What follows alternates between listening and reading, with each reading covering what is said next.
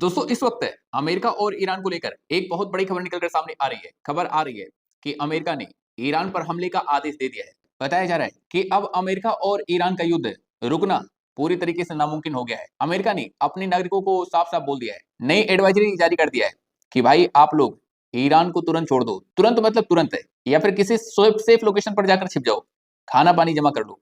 भाई इसका मतलब क्या है? ईरान तुरंत छोड़ दो या फिर कहीं सेफ जगह पर जाकर छिप जाओ, खाना पानी जमा कर लो। इसका मतलब क्या है? और इससे भी बड़ी बात, ये जो मुस्लिम ब्रदरहुड के नाम पर 57 मुस्लिम देश इकट्ठा होने की बात करते हैं, आज वही मुस्लिम देश पर्दे के पीछे से कह रहे हैं कि भाई जितने जल्दी हो सके उतने जल्दी आप ईरान को निपटा दो, नहीं तो ईरान और भी ज्यादा ताकतवर हो जाएगा। तो आज की इस वीडियो में हम उन खबरों पर चर्चा करने वाले हैं जिनको मीडिया के हेडलाइन में छिपा दिया जाता है, जिन पर मीडिया खुलकर बात नहीं कर रही है। इसके साथ ही बात करेंगे सऊदी अरब की उस सीक्रेट रिपोर्ट की जिसके लीक होते ही पूरे ईरान में हड़कंप मच गया, और साथ ही साथ आपको ये भी बताएंगे कि आखिर ईरान ने पाकिस्तान को क्यों कहा कि अमेरिका से पहले हम तुमको ठोकेंगे, तुम्हारे एयरबेस उड़ाएंगे। आखिर भाई पाकिस्तान में चल क्या रहा है? पाकिस्तान में ऐसा क्या हो रहा है कि ईरान भड़क गया? और सबसे बड़ा सवाल कि अमेरिकन कमांडोज पाकिस्तान में क्यों उतर रहे हैं? आखिर बड़े पैमाने पर अमेरिका जो है वो पाकिस्तान में हथियार डिप्लॉय क्यों कर रहा है? आखिर भाई पाकिस्तान में चल क्या रहा है?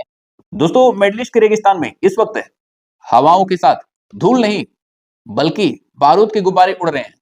दुनिया की नजरों से दूर डोनाल्ड ट्रंप ने उस डेथ वारंट पर साइन कर दिया है जो पूरी दुनिया का नक्शा बदलने वाला है। खबर है कि यूएसए का अब्राहम लिंकन और यूएसएस थियोडोर रूजवेल्ट समेत 9 वारशिप और सैकड़ों फाइटर जेट और करीब करीब 40 से 50 हजार स्पेशल कमांडो जो हैं वो पूरी तरीके से तैयार है। ट्रंप के एक आदेश का इंतजार कर रहे हैं। बड़े बड़े एक्सपर्ट बोल रहे हैं कि भाई यह ईरान के लिए मौत का वारंट है, और इस बार इसका मकसद सिर्फ ईरान पर हमला करना नहीं है, पिछली बार की तरह कि ईरान के परमाणु ठिकानों को तबाह करेंगे उसके बाद वापस चले आएंगे, ऐसा नहीं है। बल्कि ईरानी रेजिम को, खेमने की जो सत्ता है उसको जड़ से उखाड़ फेंकने की तैयारी है, उसको जड़ से उखाड़ फेंकने का है। अमेरिका का शीर्ष नेतृत्व, चाहे वो डोनाल्ड ट्रंप हो, चाहे मार्को रूबियो हो, या फिर उपराष्ट्रपति जेडी वेंस हो, सब के सब बोल रहे हैं कि भाई आने वाला टाइम ईरान के लिए बहुत खतरनाक होने वाला है, अच्छा नहीं होने वाला है। Should the supreme leader in Iran be worried right now? I would say he should be very worried, yeah, he should be. In order for talks to actually lead to something meaningful, they will have to include certain things. He's going to keep his options open. He's going to talk to everybody. He's going to try to accomplish what he can through non-military means. And if he feels like the military is the only option, then he's ultimately going to choose that option. एक तरफ खबर चल रही है कि America और Iran बातचीत पर सहमत हो गए हैं, तो वहीं दूसरी तरफ सोर्सेज बताते हैं कि अमेरिका ईरान पर हमले की तैयारी कर रहा है। इसीलिए डोनाल्ड ट्रंप ईरान को धमकी पर धमकी देते जा रहे हैं और अपने नागरिकों को बोल रहे हैं कि भाई जितने जल्दी हो सके उतने जल्दी आप ईरान छोड़ दो या फिर किसी सेफ जगह पर जाकर छिप जाओ। So we have a lot of portable airports, right, Pete? We have portable airports all over the Middle East, runways that are portable. You put them down, you take them up. We have equipment. Nobody has the stuff we have.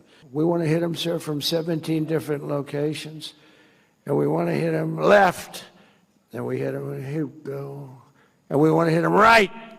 Sure, and we want to hit them from the top. And we want to hit them from the bottom. भाई सबसे मजे की बात तो देखिए कि एक तरफ मुस्लिम ब्रदरहुड के नाम पर मिडिल ईस्ट के 9 देशों ने व्हाइट हाउस से सीधा संपर्क किया है ईरान अमेरिका टेंशन को खत्म करने को लेकर। तो वहीं दूसरी तरफ सऊदी अरब की एक सीक्रेट मीटिंग की रिपोर्ट लीक हो गई है जिसमें साफ तौर पर कहा गया है कि भाई ईरान को अभी कुचल दो वरना बहुत देर हो जाएगी।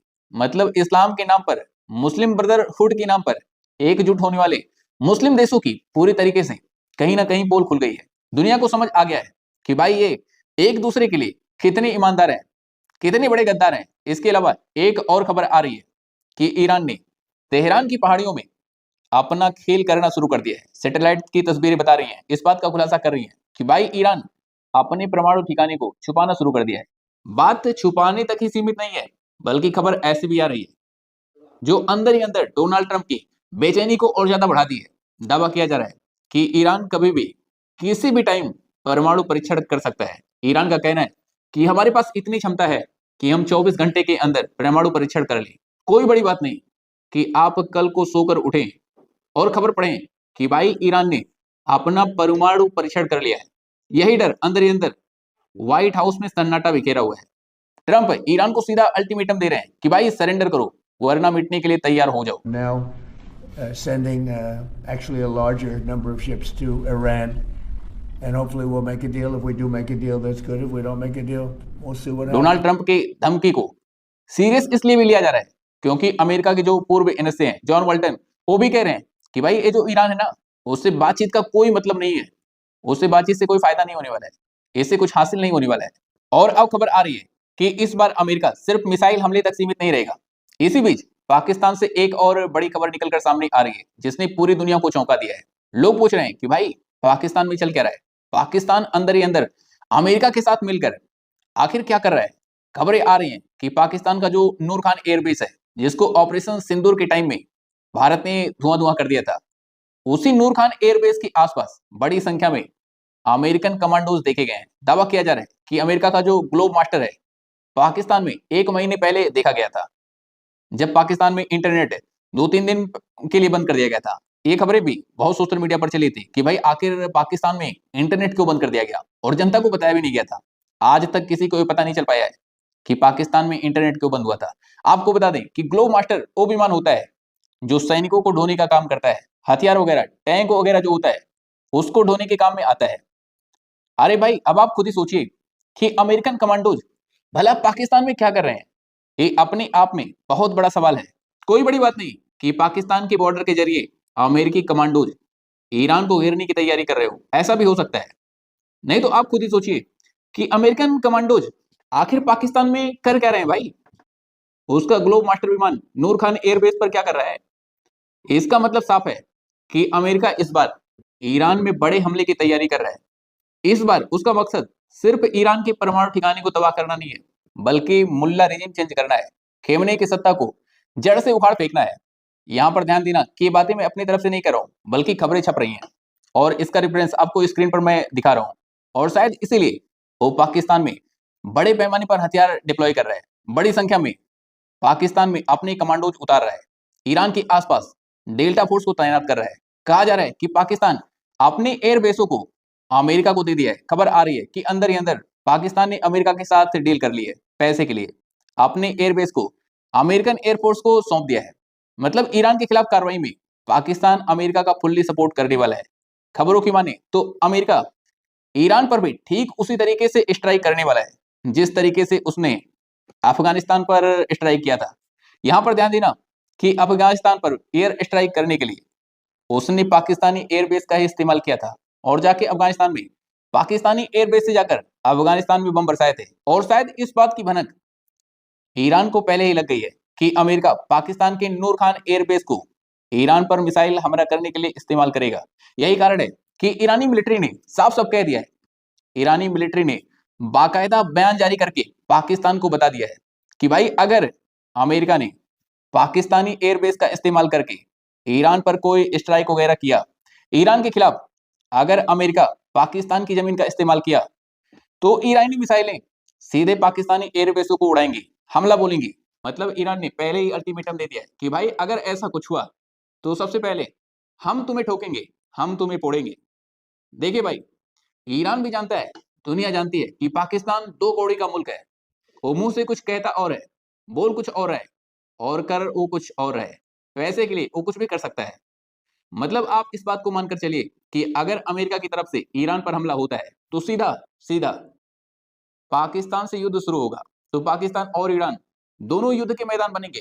अब इन्हीं बातों से आप अंदाजा लगा सकते हैं कि अमेरिका इस बार ईरान पर हमले की कितनी बड़ी तैयारी कर रहा है। एक तरफ तो पाकिस्तान में अपने कमांडोज को उतार रहा है, अपनी बहुत बड़ी संख्या में अपने हथियार जो उनका वेपन है उसको डिप्लॉय कर रहा है।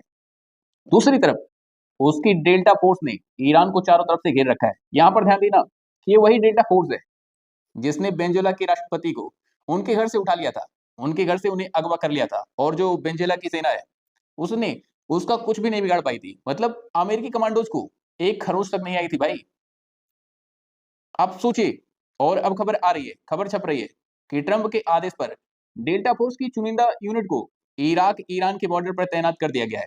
यह तैनाती इराक के दियाला और वासित प्रांत में अमेरिका के अस्थायी ठिकानों पर हुई है, जो तेहरान से करीब 450 किलोमीटर की दूरी पर मौजूद है। डेल्टा कमांडो फॉरवर्ड लोकेशन पर अलर्ट रखा गया है, यानी किसी भी वक्त ऑपरेशन के लिए तैयार रहें। यह कमांडो हमेशा हाई वैल्यू टारगेट पर निशाना बनाते हैं और इसीलिए ईरान इराक बॉर्डर पर डेल्टा की तैनाती को, आपको बता दें कि डेल्टा फोर्स सीधे अमेरिकी राष्ट्रपति के इशारे पर काम करती है, उनके आदेश पर काम करती है और कभी भी रूटीन नहीं मानती, यानी बिना किसी बड़े मिशन के डेल्टा फोर्स को तैनात नहीं किया जाता है। यही कारण है कि लोग अब इसकी तैनाती को सीधा खामनेई से जोड़कर देख रहे हैं कि अमेरिका का जो डेल्टा फोर्स है वो कभी भी ईरान पर हमला करके खामनेई को उठा सकती है। आपको बता दें कि ईरान की 70% जो जनता है वो पहले से ही खामनेई के खिलाफ सड़कों पर है।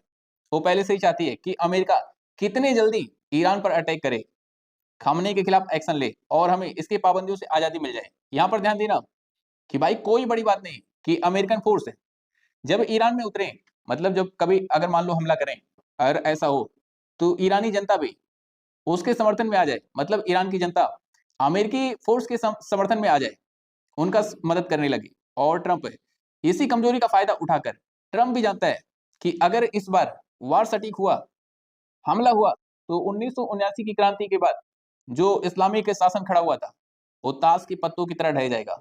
और भाई इससे भी बड़ी बात, जो रिपोर्ट कह रही है कि सऊदी अरब ने ईरान के साथ भाई डबल गेम कर दिया है।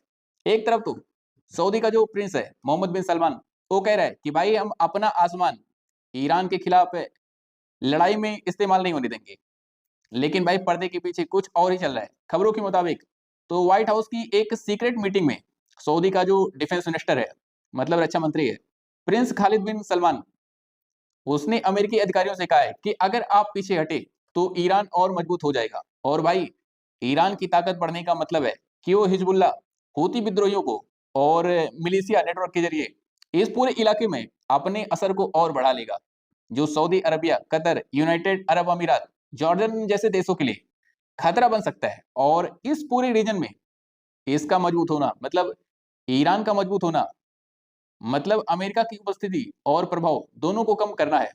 अमेरिका की उपस्थिति और जो प्रभाव है वो कहीं ना कहीं पूरी तरीके से खत्म हो जाएगा। देखिए यहाँ पर हो क्या रहा है, तो सऊदी अरब को डर सता रहा है कि अगर ईरान परमाणु संपन्न वाला देश बन गया तो इस पूरे रीजन में सऊदी अरब की जो बासाहत है वो कहीं ना कहीं खत्म हो जाएगी। आपको बता दें कि सऊदी की तरह जॉर्डन भी अमेरिका के बहुत करीब है। जॉर्डन में अमेरिका का एयरबेस पहले से ही मौजूद है, वहां पर अमेरिका ने पहले ही कई फाइटर जेट तैनात कर रखे हैं। इसके अलावा रेड सी में एक guided missile destroyer, gulf of Persia में 3 युद्धपोत, गल्फ ऑफ ओमान में 2 डिस्ट्रॉयर और अरब सागर में यूएसए का अब्राहम लिंकन एयरक्राफ्ट कैरियर पहले से ही भेजा जा चुका है। और इस एयरक्राफ्ट के साथ 3 अलग अलग डिस्ट्रॉयर भी तैनात किए गए हैं।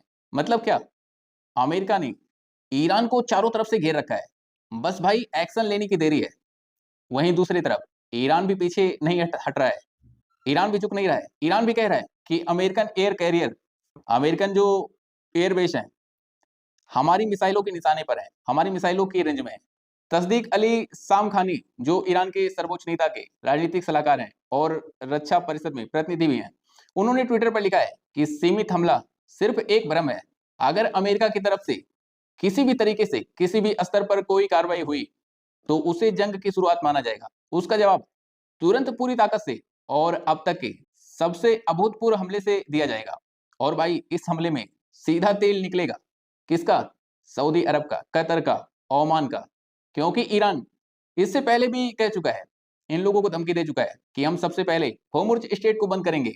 दुनिया का जो 20% तेल है इसी रास्ते से गुजरता है। आपको बता दें कि होर्मुज स्ट्रेट एक सकरा लेकिन अत्यंत महत्वपूर्ण जलमार्ग है जो फारस की खाड़ी को, ओमान की खाड़ी और अरब सागर को जोड़ता है।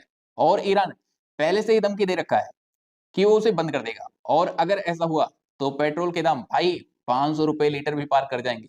मतलब अगर युद्ध हुआ तो सबसे पहले कतर, ओमान और सऊदी अरबिया, इन्हीं सबका तेल निकलेगा, क्योंकि इनके तेल और गैस की जो सप्लाई है वो पूरी तरीके से बंद हो जाएगी और इनकी इकोनॉमी कहीं ना कहीं कोलैप्स कर जाएगी, राख हो जाएगी। यही कारण है कि ये सब के सब ऊपर ऊपर तो शांति दूत बनने की कोशिश कर रहे हैं कि भाई हम अपनी आसमान का उपयोग ईरान के खिलाफ अमेरिका को नहीं करने देंगे, लेकिन अंदर ही अंदर क्या कह रहे हैं, ईरान के पीठ में खंजर घोंप रहे हैं कि भाई यही सही मौका है, नहीं तो ईरान और मजबूत हो जाएगा।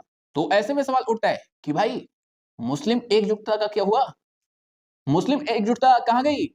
अब वो जो क्या नाम है, तुर्की का राष्ट्रपति है एर्दोगान, वो कहाँ गया? जो पहले कहता था कि ईरान पर हमला मतलब पूरे क्षेत्र के लिए तबाही माना जाएगा। ये उस टाइम यूरोप का उदाहरण दे रहा था कि अगर वो एकजुट हो सकते हैं, यूरोपियन कंट्री अगर एकजुट हो सकते हैं, नाटो अपना बना सकते हैं, तो हम लोग क्यों नहीं हो सकते हैं? हम लोग भी मुस्लिम नाटो बना सकते हैं। भाई, कहाँ चला गया?